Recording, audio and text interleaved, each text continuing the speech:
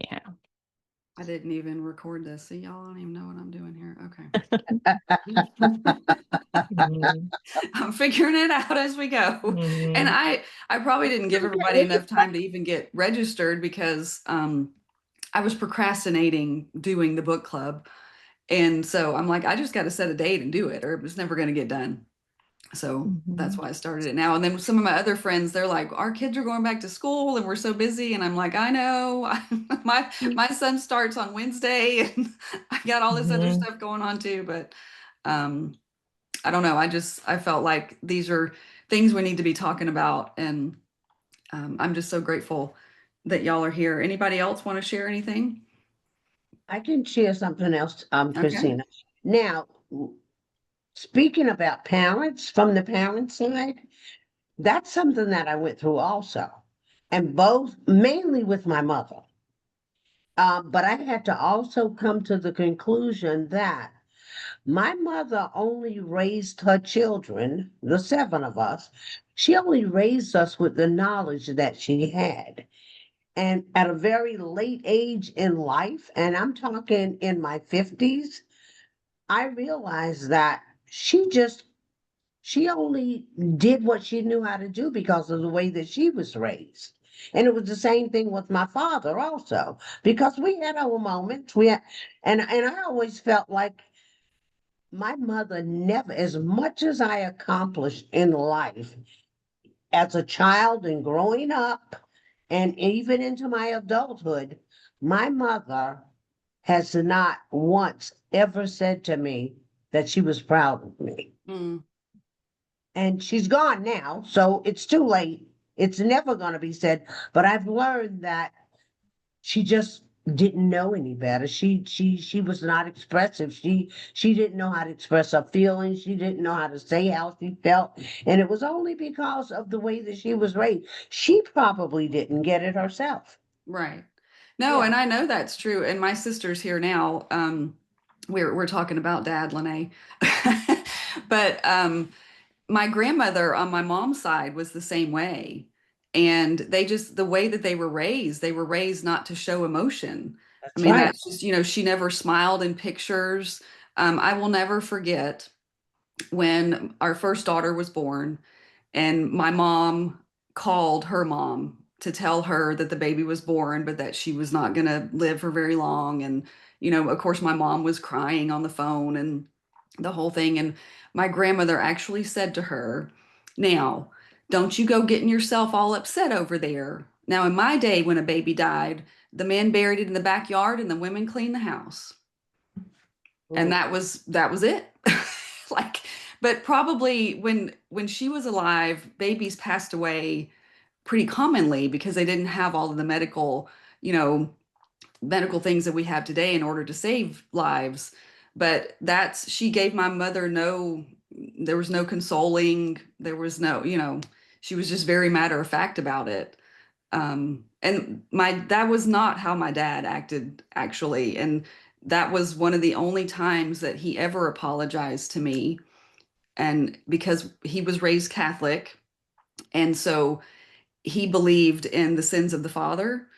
And so he thought that it was his fault that I was being punished now that my daughter was passing away because of the things that he had done in his life. So um, I will always remember him apologizing to me. And I don't believe that that's why that happened. I mean, things happen. Who knows why they happen? God has a bigger plan. And I was supposed to adopt the kids that I have now, but um, he did he did think that he had some part in that. So, Monica, did you have something? I also had issues with my dad. I actually didn't speak to him for years, like from like probably about 17 until I was about 20. I didn't have a relationship with him at all. And after my daughter was born, he, started working more towards rebuilding that relationship. And then 9 months after my daughter was born, my brother was born. And so then he worked harder to build that relationship up so that my daughter and my son could have my daughter and my brother could have a relationship. And then we actually, and a lot of it goes back to a lot of things that you guys are saying. Like my dad was military. He had his dad was military. His family grew up in France during World War II. And so they had a very different perspective of how you approached life and how you did things. And I had to reach that point where it was like, I have to forgive you because that's what's healthy for me and that's what I need. And it's not because I think that your actions were okay, because he did things that absolutely were not okay. But for my health, I had to do that. Yeah. Yeah. And Kathy, I was going to say, thank you for sharing that, Monica. I was going to say that you were talking about how your mom never said she was proud of you. And my dad did not tell us as kids. I don't know that if he ever said that he was proud of me. I don't know about my sister, but he did in public. He would go and he would talk to other people, people at work and people in the community, and he would tell them, they would come and tell us, oh, your dad was bragging about you and this and that. Well, it'd be nice if he said it to my face. You know what I mean? Because coming from a third party, it doesn't mean a whole lot. But the lesson that I've learned from that is that, we need to tell our kids that we're proud of them and that, Absolutely, yeah, absolutely. and that they're Now, they're doing good things. my father was different because my father would brag about me, but not my mother. My mother never really had anything much nice to say about me at all, as far back as I can remember. And even into my adulthood, even when I accomplished things before she just passed away recently, like when I was elected into city council, and I did so many, I fought for the death benefit to be increased for the armed forces. Never once did she ever say, I'm so proud of you I think that it's you've done this. uncomfortable. Yeah, I think it's uncomfortable for a lot of people. And I don't know why that is. You know what I mean? But that I, era, when they grew up. I think that it may have been uncomfortable because I've had these conversations with other people, even in therapy and going into counseling myself, which I'm not ashamed of. I think that everybody should at some point go into counseling and therapy. But people would say that I was everything that she wanted to be, but couldn't be. So Yes. I accomplished things in my life that she never had the opportunity to accomplish. But one thing that she did do was she always encouraged us to make sure that we got a good education. But she was never able to do that. She had an eighth grade education. My father had a third grade education, but he was one hell of a businessman in his day. He and my mother would always say that you're just like your father. So, so that's why I think she never would say she was proud of me because I don't think she liked him too much. Yeah. So Tina, you got it's something to share? Well, I just wanted to say, like what you said earlier, Kathy, I think our parents in their generation did the best job they could do. And even me as a parent, I think I did the best job that I knew at the time. But I, absolutely. but the thing is that we're recognizing that it could be better and we are taking the action to actually change that cycle. Right. That Yeah. makes sense.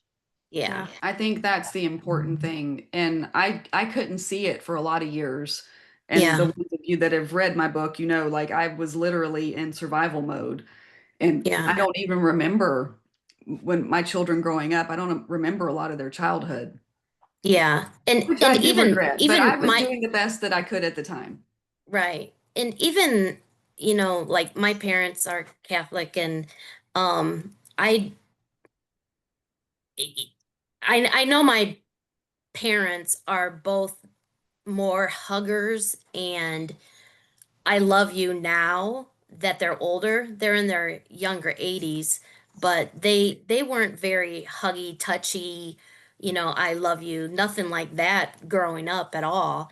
And I even recall the first time that I ever saw my dad cry was when I got my RN license.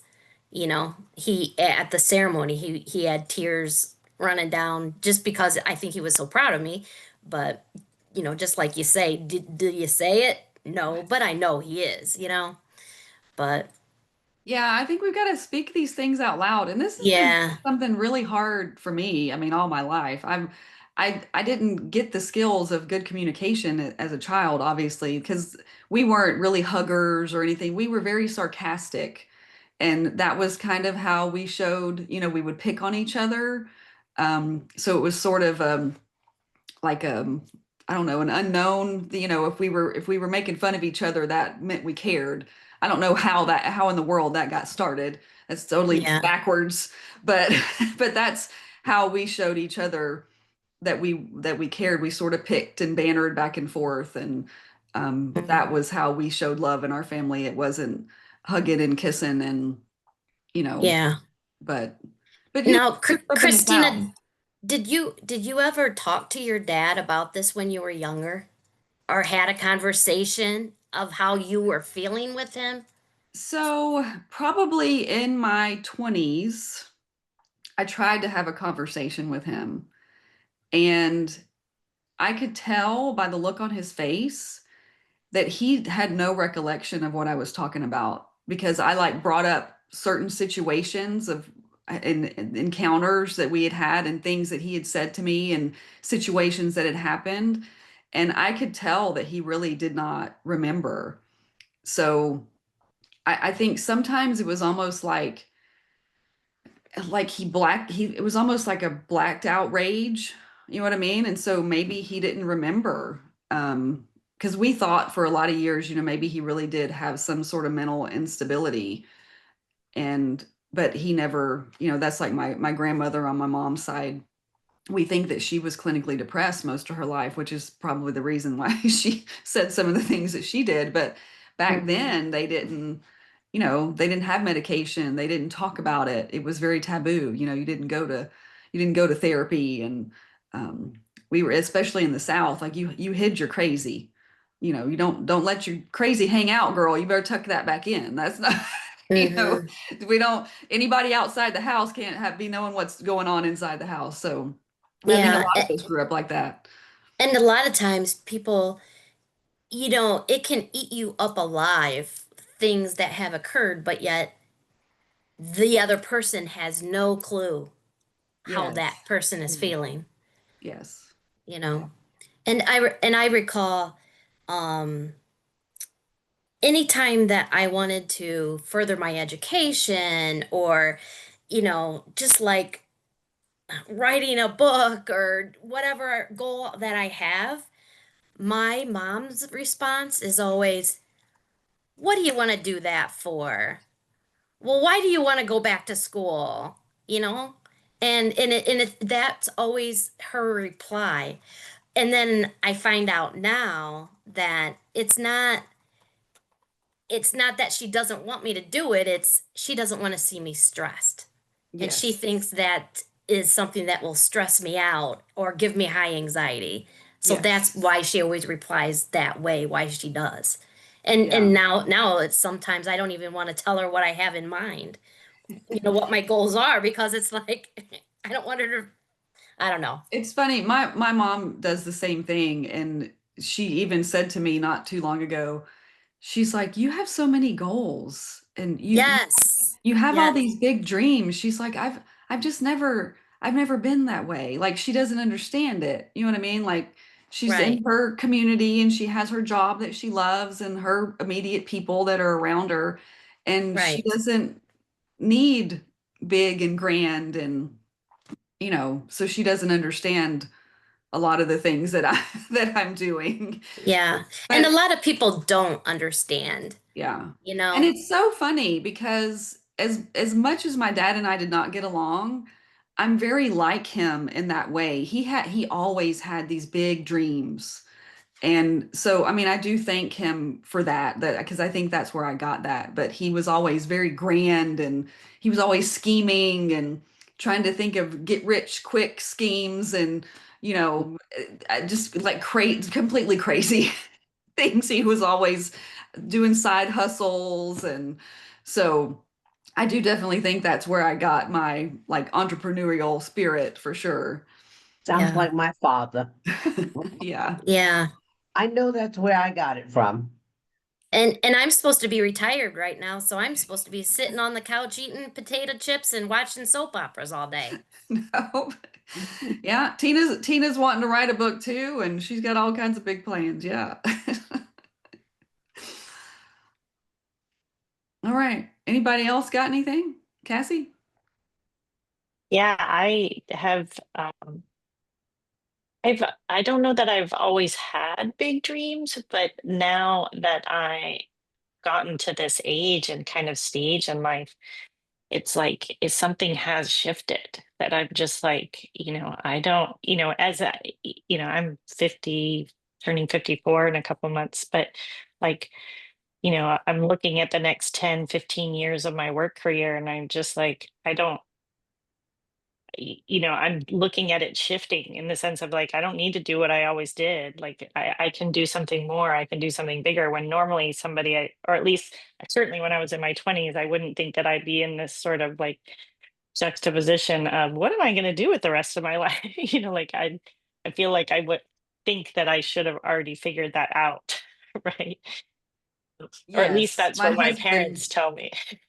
Yeah, my husband is always saying that he thought he would be, further in his career at this age. He just Hmm. turned 50. Yeah.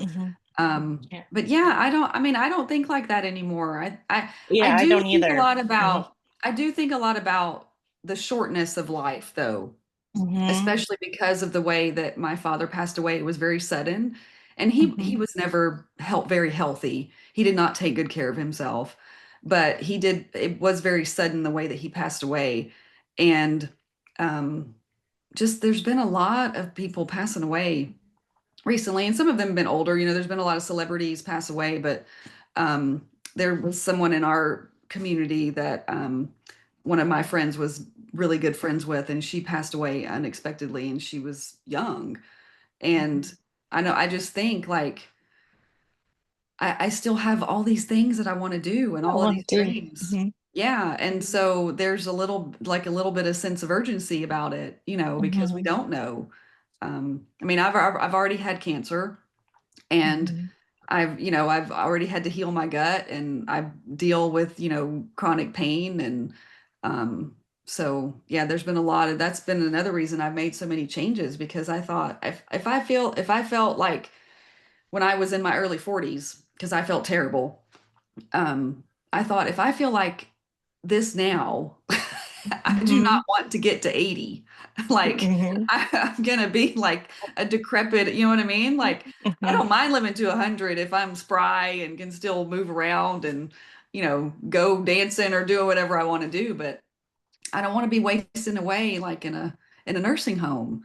I mean, that's just not the dream I have for myself. So Right. yeah. Yeah, I totally agree with you, Christina, because you just kind of look at, and I've always kind of looked 10 years ahead in the sense of, okay, what can I do now so that when I'm 10 years older, I'm still vibrant and healthy and right, and productive. So yeah. But I think that talking about a lot of these things, and that was another reason why I wanted to write the book. And I didn't realize at the time, because I've done a lot of talk therapy. I've done, and now I'm in, I've gotten into meditation and some other healing types of things, but I didn't realize that getting it all out into this book was going to be so healing for me. I mean, it's Mhm. just been I can't even explain it. And I did heal my gut too, which I know was a big um, for the brain fog and everything that I was having. But Mhm. just releasing a lot of the pain, the mental pain that I was in, it it released it from my physical body as well. And I've been telling people, I'm like, and it sounds so silly when I say it out loud, but literally the sky is bluer, the flowers are more vibrant. Like I hear the birds and you know what I mean? Like I notice the world around me so much more now than I did before. And it's Like a because veil's lifted. because I have released all of that mental Yeah. pain that I Yeah. have been in. Hmm. Yeah. I mean, it's really it's very freeing. Hmm. I love that. Yeah. Well, I am so grateful for y'all to be here, and I don't want to take up too much of your time. I hope that you can come back next week. I hope that we have some more people. Invite your friends. Hmm. So, what I thought I was gonna do, and I'm always getting these little things in my head or whatever, and I love acronyms. Any of y'all know there's several acronyms in the book, but I was just thinking yesterday that sort of the acronym for the book club is gonna be FEAR. So I started with forgiveness, and then next week is going to be E for energy, and then I'll do the A and the R, and it's not about feeling the fear, but the releasing of the fear. So that's Hmm. kind of what I want the series to be. So next week we're going to be talking all about energy, and we talked a little bit about it today, and I think that's a lot of what the energy that you put out into the world. I tell my husband this all the time. The energy that you put out into the world is the energy that you're going to get back. So you better make sure that it's positive and good, and because whatever you're looking for, you are sure to find it. I'll Hmm. share a little funny story about my son. So he is high functioning autistic, but he's a challenge, and he gets these, he lives in his own little world, and so he gets these things in his head, and it's just so hard to get them out. He was stung by a wasp when he was little, and now he has this, like, it's a severe fear of like any kind of flying bugs. And so he almost hates to go outside. And every time he goes outside, there is a wasp somewhere. And every time I go outside, there's like a butterfly. I mean, so I actually had this conversation with him, and he looked at me like I was crazy, but I'm going to keep talking to him about it. Because I told him, I said, Judson, when you go outside and you are looking for a wasp, guess what you're going to find? I said, but when I go outside, I look for frogs, or I look for butterflies, or I look for dragonflies. I said, and guess what I find? I find those things. I said, I never see a wasp.